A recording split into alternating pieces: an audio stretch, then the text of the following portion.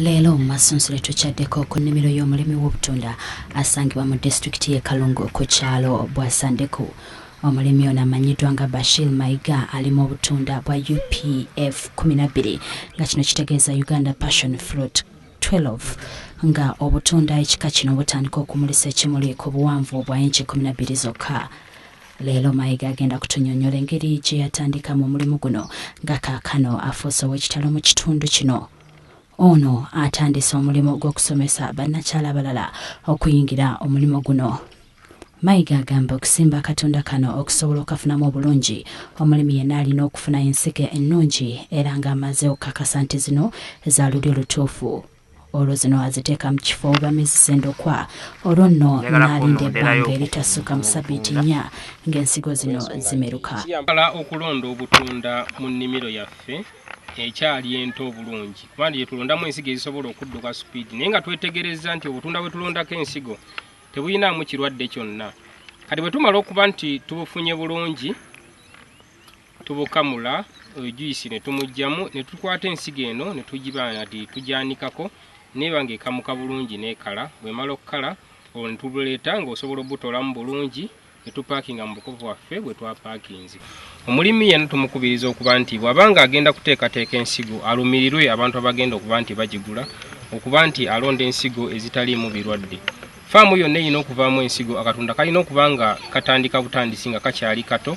Ensigo eyo evaamu eba ejja kukula bulungi ng'ate ekulira ku supiidi. Okufuna ekifo kino ekituufu, Bashir agamba yateekawo ennyumba emanyiddwa nga greenhouse okusobola okuwa akatunda k'embeera ennungi okusobola okumera obulungi awatali kutaataganyizibwa ebintu ng'obuwuka, omusana ogusukkiridde ko n'empewo eyinza okumenya endokwa zino mu ngeri y'okufiiriza. Ewantu wasaanidde okuba nti ateekerateekerawo ensigo, alina okuba nti azimbyewo bulungi ensigo eno okuba nti tezifuna bulwadde buzirumba mangu, n'agizimbira bulungi n'ebintu okuba nti tebiyitawaanya, enkoko kujja gitakula, ebisolo kuyitamu. Agizimbe bulungi, akole greenhouse ebeere ng'efuna akasana akasaamusaamu, olwo eba ejja kutambula bulungi.